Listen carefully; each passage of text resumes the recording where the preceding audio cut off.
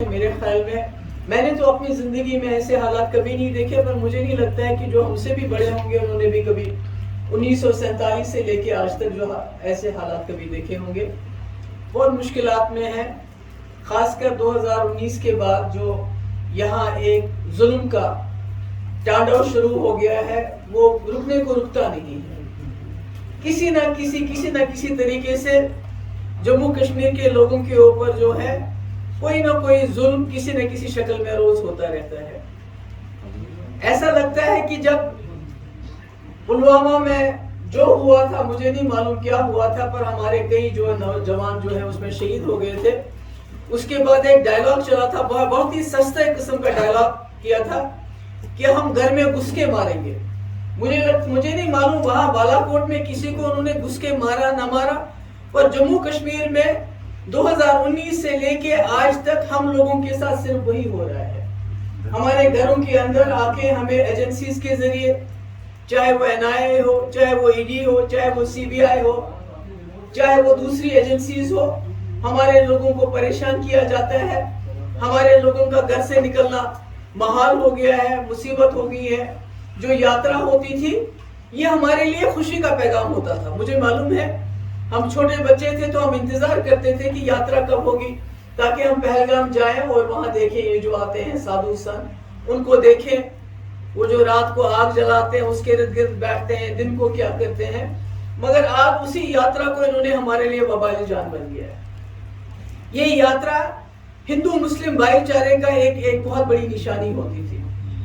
یہ ہماری جو اکانومی ہے اس میں بھی جو غریب لوگ ہیں جو وہاں مزدوری کرتے ہیں ان کے لیے بھی مددگار ثابت ہوتی تھی۔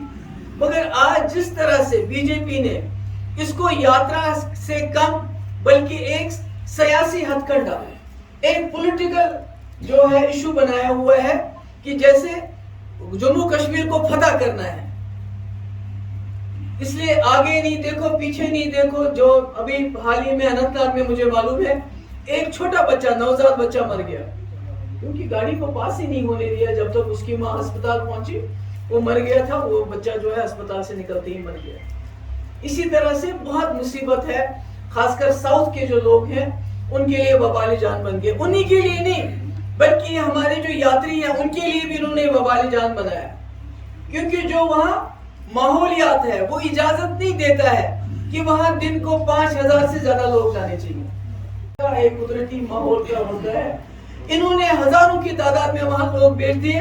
نتیجہ یہ ہو گیا کہ جب کلاؤڈ برسٹ ہو گیا، ابھی تک معلوم نہیں ہمیں، کیونکہ یہ بتا نہیں رہے ہیں سچی بات۔ یہ صرف 15-16 لوگوں کی بات کر رہے ہیں، مگر جتنے لوگ غائب ہیں، جس طرح موٹر سائیکل وہاں سے نکلتے ہیں، جس طرح گھوڑوں کی لاشیں نکلتی ہیں، خچروں کی لاشیں نکلتی ہیں، اور جتنے لوگ غائب ہیں اس سے لگتا ہے کہ نقصان جانی بہت زیادہ ہوا ہے جتنا یہ بتاتے ہیں۔ پر کیوں؟ ان کی ہٹ درمی کی وجہ سے۔ ان کو جیسے جموں کشمیر میں ہمارے یاتریوں کو نہیں آنا تھا، ہمارے مہمانوں کو نہیں آنا تھا، بلکہ جموں کشمیر میں کوئی چڑھائی کرنی تھی، 7 لاکھ آئیں گے، 8 لاکھ آئیں گے، 2 مہینے چلے گی یاترا۔ جبکہ ان کے پاس ایک رپورٹ ہے، ایک کمیٹی بنی تھی جب پہلی بھی یاترا میں اسی طرح ایک حسانیہ ہو گیا تھا، ایک رپورٹ بنی تھی کہ یاترا میں ماحولیات کو نظر رکھتے ہوئے 6000 سے 5000 سے لوگ دن کو نہیں جانے چاہیے، 1 لاکھ سے زیادہ لوگ نہیں جانے چاہیے اور ایک ہی مہینہ یاترا ہونی چاہیے۔ مگر یہاں جہاں آپ گاؤں گلیشیر کو دیکھیے، وہاں 300 400 500 لوگ دن کو جا سکتے ہیں، اس سے زیادہ اجازت نہیں ہے، کیونکہ وہاں بھی ماحولیات کو خطرہ ہے۔ مگر یہاں چونکہ جموں کشمیر ہے، یہ ان کو لگتا ہے یہ ہمارا نہیں، یہ شاید پڑوسی کا کوئی کسی کا یہ یہاں پر علاقہ ہے۔ یہ ہمیں اس ملک کے ساتھ جو ہم نے برابری کی لیول پہ ایک الہا کیا تھا، یہ مانتے نہیں، وہ یہ سمجھتے ہیں ہم کسی اور کا یہاں حصہ ہے، کسی اور کا ایریا ہے، اور اس لیے وہی سلوک کرتے ہیں، وہی گھر میں گھس کے ماریں گے۔ وہی سلوک جموں کشمیر کے ساتھ پچھلے 3 سال سے ہو رہا ہے۔ مگر اس کا ہم نے مقابلہ کرنا ہے۔ ہم بالکل خاموش ہو جائیں گے، کچھ بھی نہیں کہیں گے، بولیں گے اب جو ہو گیا سو ہو گیا، ایسے نہیں چلے گا۔ کیونکہ اگر ہم نے یہ سوچا کہ ہمارے ساتھ جو ہو گیا سو ہو گیا، خدا نہ خواستہ ہمارا وجود مٹ جائے گا۔ ابھی ہماری زمینیں جا رہی ہیں، کچھ آرمی کو، کچھ انڈسٹری کے نام پہ، کچھ کسی اور کے نام پہ۔ اس کے بعد ہماری نوکریاں جا رہی ہیں، پتہ نہیں کہاں کہاں سے لوگوں کو لا کے یہاں نوکریاں دے رہے ہیں۔ اب ہمارے پاس کیا بچا ہے؟ اپنا آپ ہی بچا ہے، اپنی شناخت بچی ہے کہ کوئی ہے، کوئی داڑھی رکھتا ہے، کوئی ٹوپی لگاتا ہے، کوئی لڑکی جو ہے حجاب کرتی ہیں، ہماری زبان ہے۔ تو اگر ہم نے اس کا مقابلہ نہیں کیا تو ہمارا یہ وجود بھی مٹ جائے گا، اور ایک وقت آئے گا تو بولیں گے وہ جو کشمیری ہوتا تھا۔ کشمیری کا مطلب صرف کشمیری بولنے والا نہیں ہے، اس میں گجر بھی ہے، پہاڑی بھی ہے، جموں کا ڈوگرا بھی ہے، ہمارا سردار بھائی بھی ہے۔ بولیں گے وہ کیسا ہوتا تھا، وہ کون سا لباس پہن۔ جس طرح خالد صاحب آج آئے، مجھے بہت خوشی ہے، جوان ہے یہ، پڑھے لکھے ہیں، اور ان کو ہمیں ایسے جوانوں کی ضرورت ہے، ایسے پڑھے لکھے لوگوں کی ضرورت ہے۔ یہ جو تحریک ہے، کیونکہ PDP کوئی جماعت نہیں ہے، مفتی صاحب اس ملک کے ہوم منسٹر بنے تو ان کو وزیر اعلیٰ بننے کی کیا ضرورت ہے؟ مگر وہ اس وقت جموں کشمیر کے حالات دیکھتے ہوئے انہوں نے یہ جماعت بنائی۔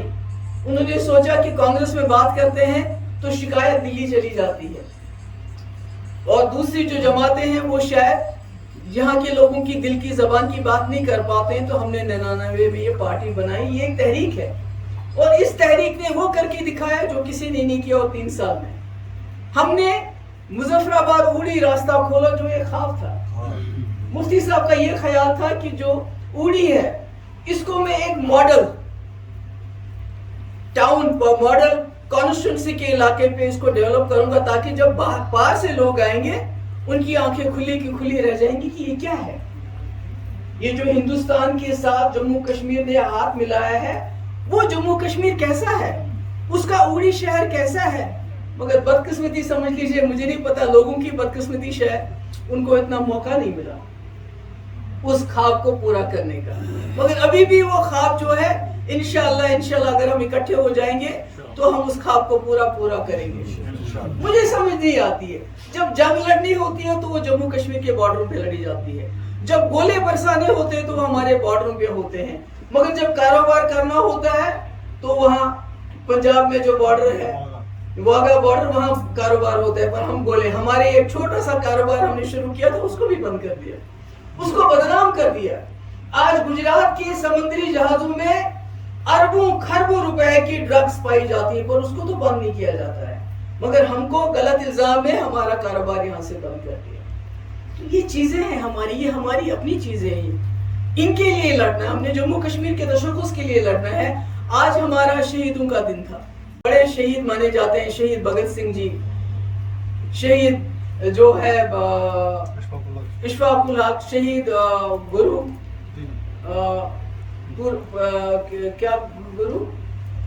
راج گرو جی، ان کو آج بھی لوگ مناتے ہیں۔ آج ہم 15 اگست مناتے ہیں، ہم 26 جنوری مناتے ہیں۔ کیوں مناتے ہیں؟ کہ ہم آزاد ہو گئے، اور 26 جنوری اس لیے کہ ہم ایک جمہوریت بن گئے۔ مگر یہاں جیسے کہ سہیل صاحب نے کہا، یہاں جن لوگوں نے قربانی دی، تانا شاہی کے خلاف لڑے اور اپنی جانیں نشاور کی، آج ہمیں وہاں جانے کی اجازت نہیں ہے۔ تو یہ دوہرا ماپ کب تک چلے گا؟ ان کے کہنے سے ہماری نشانیاں تو نہیں مٹ جائیں گی، ہمارے دلوں میں ہمارے شہید ہیں۔ انہوں نے وہاں ہمیں جا کے پھول برسانے نہیں دیے، مگر ہم اس کے باوجود بھی ان کو خراج عقیدت پیش کرتے ہیں، کیونکہ انہوں نے ہمیں تانا شاہی، ان کو اس وقت کی بادشاہت سے نجات دلائی۔ مگر ہم نے ایک جمہوری ہندوستان کے ملک کے ساتھ برابردی کے رشتے سے، دوسری ریاستوں کی طرح نہیں، ہم ایک مسلم میجورٹی اسٹیٹ ہیں، ہم نے مسلمان ہونے کے باوجود پاکستان کے ساتھ جانے سے انکار کر دیا، ہندوستان کی جمہوریت سے ہاتھ ملایا، یہاں کے سیکولرزم سے ہاتھ ملایا، تبھی ہم وہاں کا اس ملک کا جھنڈا ہم نے اس وقت قبول کیا، اور اس کے ساتھ اپنا جھنڈا ملایا، اور دونوں جھنڈوں کو ہم سلام کرتے رہے۔ مگر آج یہ گھر میں گھس کے ہمارے گھروں میں جھنڈے لگاتے ہیں۔ ارے جھنڈا لگانے کوئی یہ گھس کے مارنے والی کیا بات ہے کیا کوئی؟ یہ تو ہر جھنڈے کی، ہر ملک کے جھنڈے کی جو ہے ایک عزت ہوتی ہے، سب لوگ عزت کرتے ہیں جھنڈے کی، مگر ایک گھر میں گھس کے جھنڈا لگانے سے یہ کیا تماشا ہے؟ یہ تو خود اس جھنڈے کی عزت نہیں کرتے، خود کہتے ہیں ہمیں بھگوا جھنڈا چاہیے، ہمیں ترنگا نہیں چاہیے، اور ہمیں یہاں آ کے سبق سکھاتے ہیں۔ تو میں آپ سب کی بہت شکر گزار ہوں، آپ کی شکر گزار ہوں۔ خالد صاحب کے تو بہت دیر سے ہم پیچھے پڑے تھے، کبھی کوئی بہانہ کبھی کوئی گمانا، پھر اللہ تعالیٰ نے ان کے گھر میں مبارکباد کیا ان کا، اس وجہ سے بھی کچھ دیر رکے پڑے. تو مجھے ضرورت ہے آپ لوگوں کی، کیونکہ یہ کہتے ہیں کہ باجی نے یہ کیا، باجی کچھ نہیں کر سکتی اکیلے. اکیلی آواز میں کوئی دم نہیں ہوتا ہے. جب تک آپ کہیں گے ہم کیا کر سکتے ہیں. دیکھیے آپ اس وقت کچھ کر رہے ہیں نہیں کر رہے ہیں، پھر میں کیا کر رہی ہے، اس کا مطلب ہے آپ کے اندر ایک طاقت ہے جس کو دبانے کے لیے 10 لاکھ فوج ہے یہاں. نہیں تو یہاں تو بندوق کتنے ہیں، 100 150 لڑکے ہیں، زیادہ بچے تو نہیں ہیں اس وقت جن کے ہاتھ میں بندوق ہے. یہ خود ہی کہتے ہیں، مگر باقی آپ کے ہاتھ میں بندوق نہیں ہے، میرے ہاتھ میں بندوق نہیں ہے. یہ ڈرتے کس چیز سے ہیں؟ ڈرتے ہیں جموں کشمیر کے لوگ آواز نہ اٹھائیں، اس آواز کو دباؤ.